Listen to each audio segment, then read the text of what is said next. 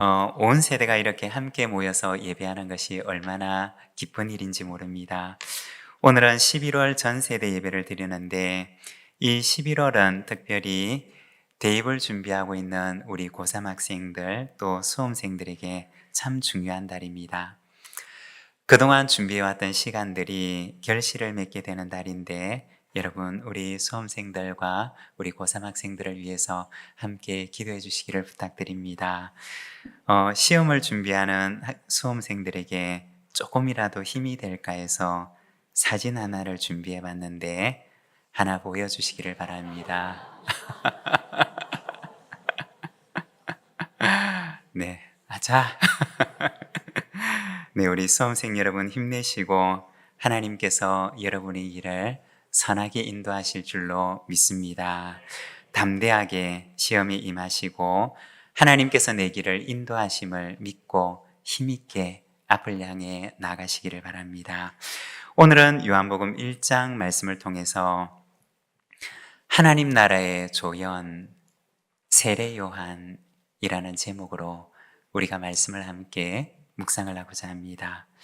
먼저 오늘 본문 말씀의 배경에 대해서 잠깐 설명을 하면, 예수님께서 오실 당시 구약의 마지막 예언자부터 신약이 시작되기 전까지는 400년이라고 하는 긴 침묵의 시간이 있었습니다.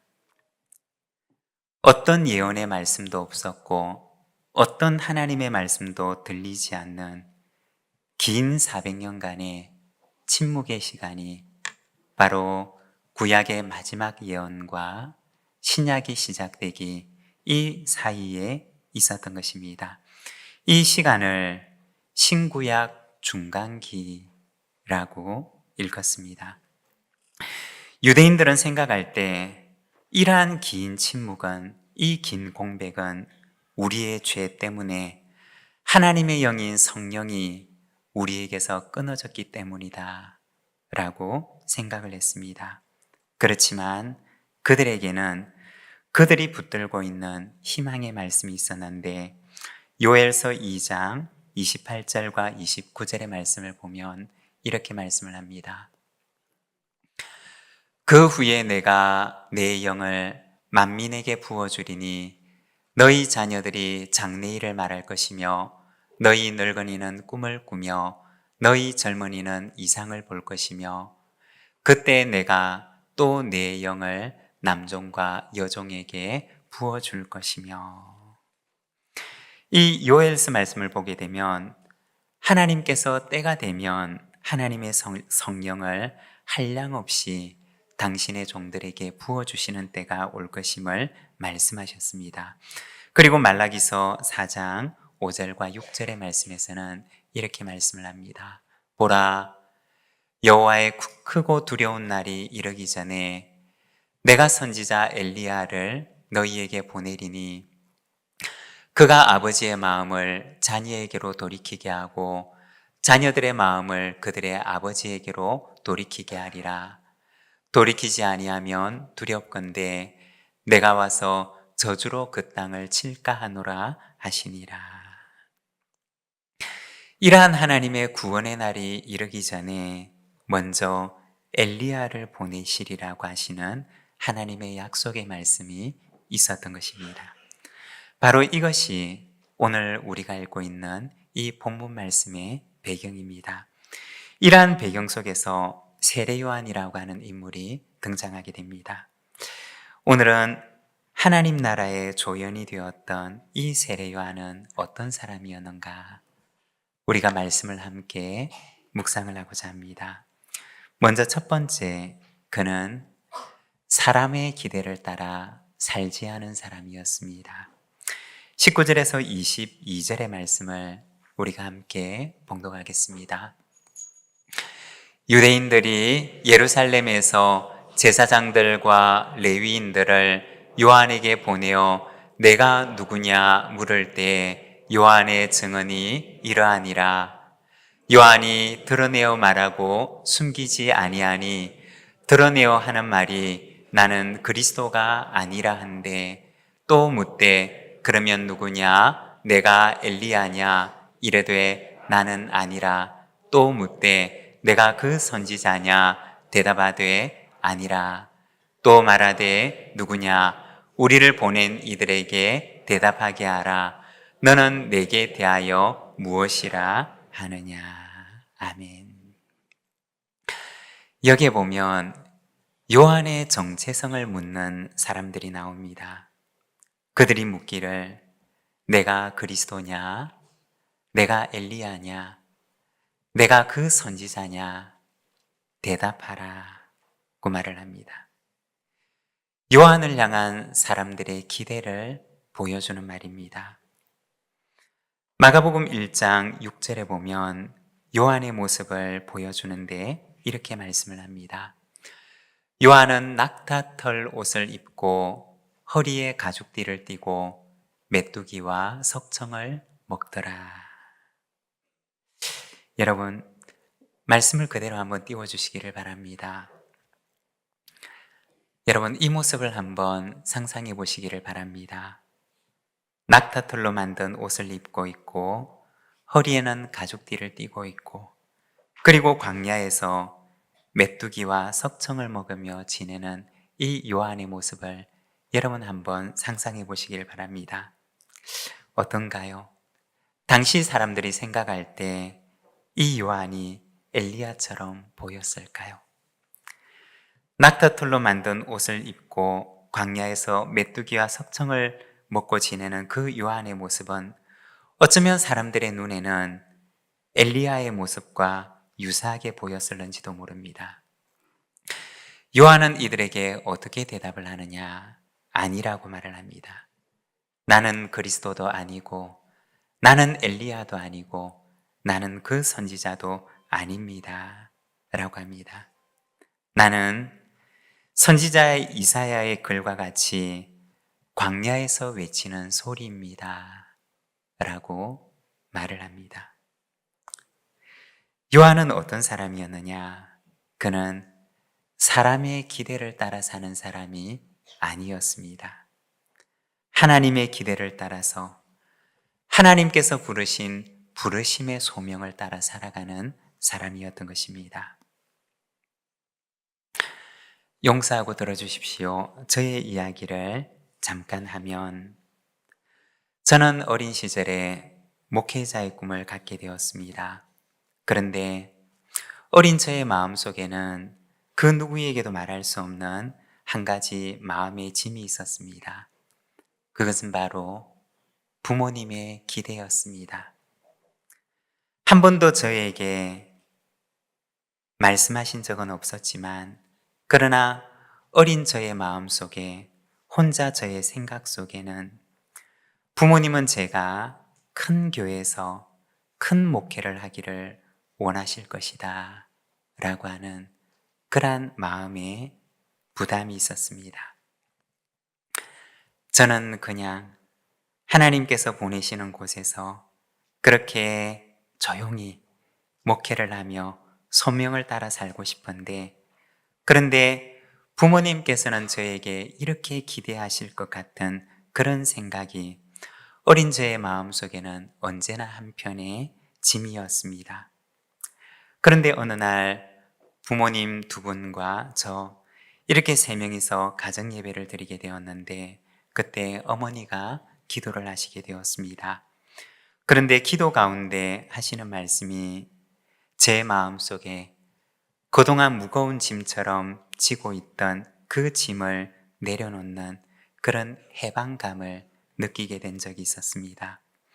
어머니의 기도 속에 나오는 그 기도의 말씀은 요한계시록에 나오는 말씀이었는데 어머니께서는 저를 위해 기도하시면서 이렇게 기도를 하셨습니다.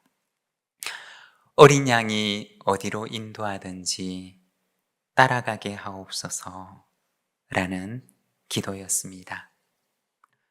어린 양이 어디로 인도하든지 그 길을 따라가게 하옵소서 라는 기도였던 것입니다.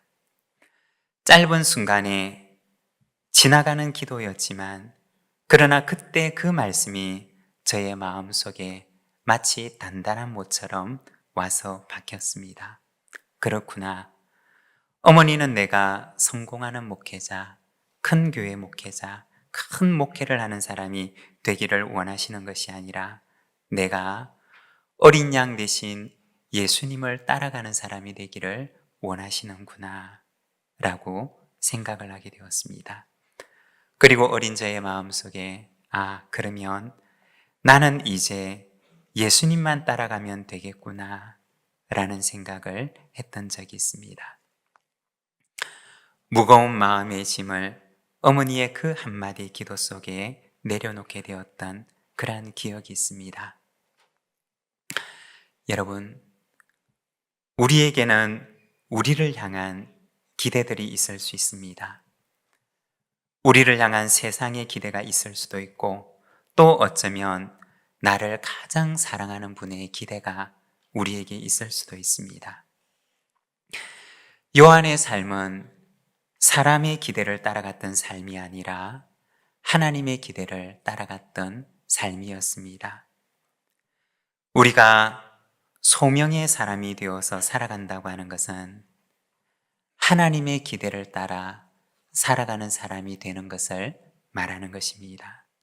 여러분, 하나님께서는 오늘 우리를 향해 기대하시는 삶이 있으십니다. 하나님께서는 오늘 우리에게 무엇을 기대하실까요? 요한처럼 하나님의 기대를 따라 살아가 보지 않으시겠습니까? 그리고 두 번째, 요한은 이름 없는 조연으로 살았습니다. 26절과 27절의 말씀을 우리 자막을 보면서 함께 봉독하겠습니다. 요한이 대답하되 나는 물로 세례를 베풀었거니와 너희 가운데 너희가 알지 못하는 한 사람이 섰으니 곧 내 뒤에 오시는 그이라. 나는 그의 신발끈을 풀 길도 감당하지 못하겠노라 하더라. 아멘. 여기에 보면 신발끈을 푸는 사람으로 비유를 하고 있습니다. 신발끈을 푼다고 하는 것은 그 당시에는 종이 주인을 향해 하는 행동이었습니다. 혹은 제자가 존경하는 선생님을 위해서 하는 행동이었습니다. 그런데 요한은 나는 그분의 신발끈을 푸는 것도 감당할 수가 없습니다 라고 고백을 합니다. 이 말의 의미는 자신의 신분이 그만큼 천하다는 것을 말하는 것이 아닙니다.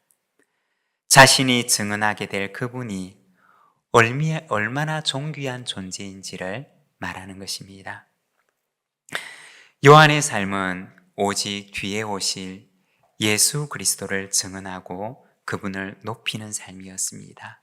즉, 주연을 빛내는 조연의 삶이었던 것입니다. 우리는 참 주연이 되고 싶어 합니다. 내가 주목받고 싶어 하고, 내가 빛나기를 원하고, 내가 무언가 굉장히 중요한 사람이 되어서 굉장히 중요한 일을 하기를 원합니다. 그런데 우리가 보는 이 요한의 삶은 그렇지가 않았습니다. 요한은 말하기를 자신은 예수님의 신발끈을 푸는 것도 감당할 수가 없습니다 라고 고백을 합니다. 요한복음 3장 30절에 보면 그는 이렇게 고백을 합니다. 그는 흥하여야 하겠고 나는 쇠하여야 하리라. 예수님에 대해서 묻는 사람들에게 요한이 대답했던 말이었습니다. 그분은 흥하셔야 하겠고 나는 쇠하여야 하리라. 이것이 바로 요한의 삶의 고백이었던 것입니다. 여러분, 그러면 그는 어떻게 되었을까요? 이름도 없이 빛도 없이 오직 예수님만 드러내기를 원했던 그의 삶은 모두에게 잊혀진 삶이 되고 말았을까요? 우리가 성경을 보게 되면 예수님께서 요한을 높여주셨던 것을 보게 됩니다. 요한은 예수님만 높임을 받기를 원했는데, 그런데 그러한 요한을 예수님께서 높여주시는 것을 우리는 보게 됩니다. 누가복음 7장 28절에 보면 예수님께서 이렇게 말씀하십니다. 내가 너희에게 말하노니 여자가 낳은 자 중에 요한보다 큰 자가 없도다. 그리고 누가복음 7장 24절에서 27절 말씀을 보면 이렇게 말씀을 합니다. 요한이 보낸 자가 떠난 후에 예수께서 무리에게 요한에 대하여 말씀하시되 너희가 무엇을 보려고 광야에 나갔더냐? 바람에 흔들리는 갈대냐? 그러면 너희가 무엇을 보려고 나갔더냐? 부드러운 옷 입은 사람이냐? 보라, 화려한 옷을 입고 사치하게 지내는 자는 왕궁에 있느니라. 그러면 너희가 무엇을 보려고 나갔더냐? 선지자냐? 옳다. 내가 너희에게 이르노니 선지자보다도 훌륭한 자니라. 기록된 바 보라, 내가 내 사자를 내 앞에 보내노니 그가 내 앞에서 내 길을 준비하리라 한 것이 이 사람에 대한 말씀이라.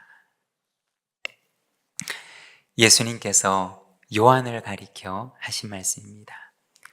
여인이 낳은 자 중에 가장 큰 이가 요한이라고 말씀하셨고, 또한 구약의 예언자들이 예언했던 그 엘리야가 바로 이 사람이라고 예수님께서는 말씀하셨습니다. 예수 그리스도의 길을 준비하는 가장 위대한 일을 하나님께서는 오직 예수님의 조연이 되기를 원했던 요한에게 맡기셨던 것입니다. 여러분, 우리가 생각을 해보면 반대로 요한이 살아왔던 삶과는 반대로 만일에 요한이 예수님보다 자기를 드러내기를 원하는 사람이었더라면 어떠하였을까요? 하나님께서 예수 그리스도의 길을 준비하는 그 위대한 일에 요한을 사용하셨을까요? 결코 요한을 사용하지 않으셨을 것입니다. 여러분, 하나님께 쓰임받는 자가 되기를 원하십니까? 요한처럼 하나님 나라의 조연이 되십시오. 나는 죽고 예수로 사는 하나님 나라의 조연이 되십시오. 그러면 하나님께서 그 사람을 높여주실 것입니다. 세상의 기대와 세상의 허용을 따라 살아가는 삶이 아니라 하나님의 기대를 따라 어린 양 되신 예수 그리스도께서 어디로 인도하시든지 그 길을 따라 살아가는 자가 되시기를 바랍니다. 그에게 하늘의 상급이 가득할 줄로 믿습니다. 오늘 우리에게 주신 말씀을 생각하며 우리 함께 마음의 결단의 기도로 하나님 앞에 나가겠습니다.